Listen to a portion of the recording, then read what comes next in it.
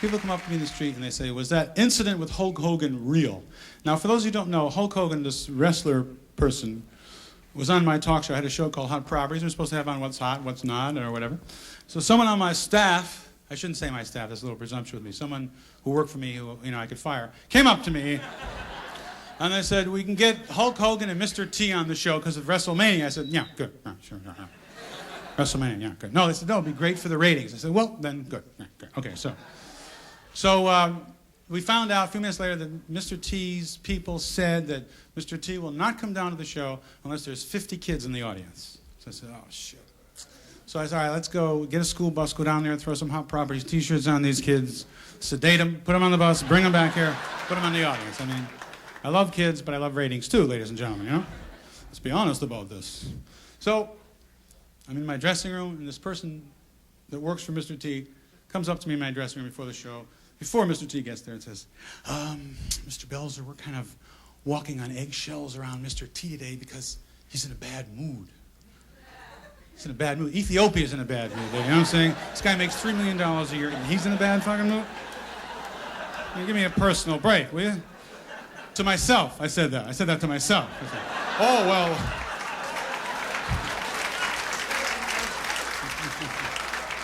Well, if he's in a bad mood, we'll make every precaution. So a few minutes goes by, Mr. T comes in. He's got his gold on, his mohawk, and he's got this jumpsuit on, and he's got a baton with a spring in it. It comes in like this. The most menacing, the most terrifying. This guy's like a fire hydrant from Mars. Who is this guy?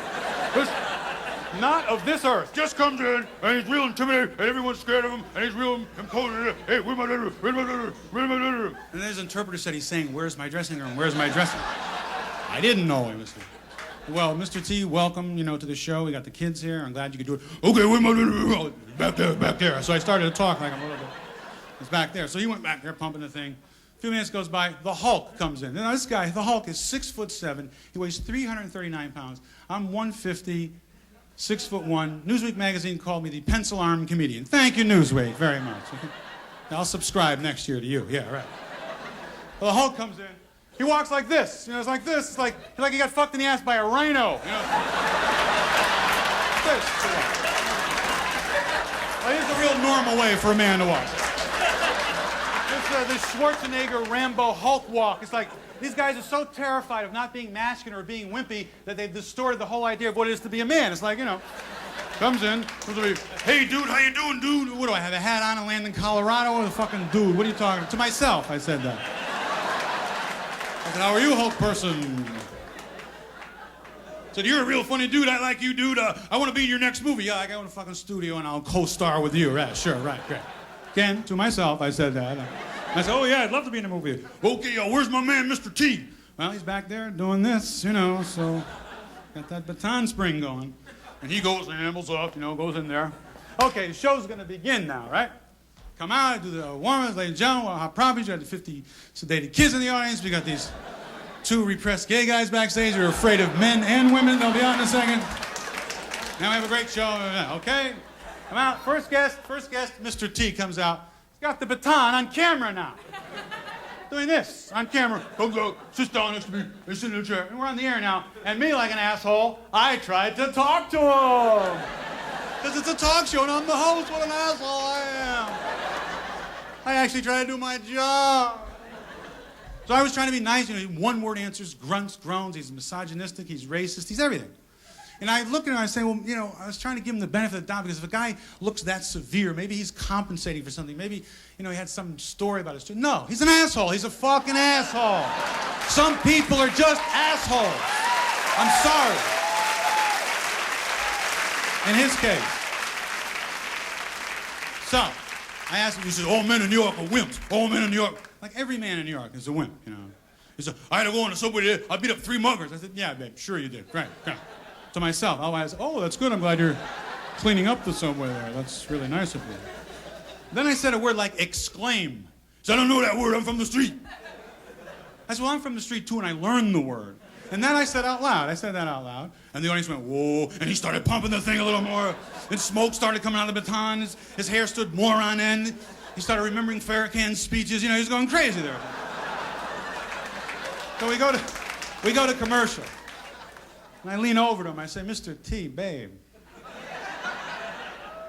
relax. He goes, I'm in character. I'm in character. He's in character. Take me to Uta Hagen fucking prison right now. What an asshole I am. The fuck you think I'm doing? Building a porch? Of course you're in character. We're in show business, you fucking jerk. To myself, I said that. So you chose to be this obnoxious, repugnant, racist, bullying jerk. Is that the idea? To myself, again, I said that. Out loud, I said, oh, I didn't know. Now I understand. Of course. So then the Hulk comes out with fresh rhino marks on his ass. Got horn burns on his cheeks. Comes out, sits down and goes, I've been watching you backstage, dude. I've been watching you. You've been doing things to Mr. T. I don't like what you've been doing. You know, I told my man, Mr. T, not to hurt anybody, and you probably heard about that, and that's why you're getting him in so much trouble. Well, you know, wrestling's not fake. I'll tell you nothing about lip. Started doing scat on my show. So I started trading fours with all in my mind, but it sounded like that. So then I said, well, let me, this is at least that he's more, accessible in his own weird way than the hydrant over here. And this is real normal. Yeah, okay. So I asked Mr. Hulk, whose real name is Sterling Golden. Yeah, so glad he changed it. Yeah, okay. The Hulk, yeah. Our kids buy dolls and watch cartoons. These are heroes in this country. Think about that for a second when you go home. Not now, it's too serious. So anyway, I go over with Hulk to the demonstration area. But this is where my lawyers say I have him, because Hulk leaned over to Mr. T just as he's crossing. He says, I'm going to make him squeal. If I had heard that, I would have been Ralph Cramden for a year. I didn't hear that. So we go over to the so-called demonstration area, and he puts a chin lock on me. Now, there's no such thing as a sleeper hold, because if there was a sleeper hold, there'd be no wrestling. One guy does the other guy, the match is over. So there's no sleeper hold, okay? Thank you. So then, he gets me in a chin lock, puts my head over here, and cuts off my oxygen, okay? It's funny now. And at the time, I thought it was check, please, on this life, okay? Waiter, can I get a tally? Because I want to leave the planet now, okay? I thought, forget about it. I thought it was all over. And I tried to hit him, but I was dying. So you can't throw a good right when you're fucking dead. That's one thing I learned. Two things I learned about fighting. Never do this, because, what are you going to do, right? And never hit anybody when you're dying, because it just doesn't play. All right, now, so he puts me to sleep, but then the Harvard scientist that he is, he's not a wrestler because he flunked out of Harvard, I'll tell you that. He lets me go, and I'm already asleep, so I fall down, boom, hit the back of my head, split my head open, blood gushing out. For some reason, I got up, and I said, we'll be right back. I don't know how I did that. Then my courageous producer, John Gilroy, came up, finished the show. They took me to the hospital, put 8 stitches in the back of my head. Now I'm in the hospital in bed watching TV, and the news is on. I see Channel 2, Richard Belzer, boom, again I see it. Next channel, boom, again. Boom. Every channel, CNN, Belzer, boom. Was it real? Boom. Was it fake? Boom. I have more stitches. I fell out of bed every time. Boom. And then I had a dream that night that my first time back after this incident, come back out on the show after this. Ladies and gentlemen, welcome back, Richard Belzer. I'm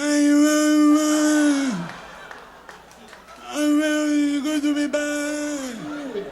But I'm not allowed to talk about the case. But I do have a house in France, so it's a happy ending. To myself,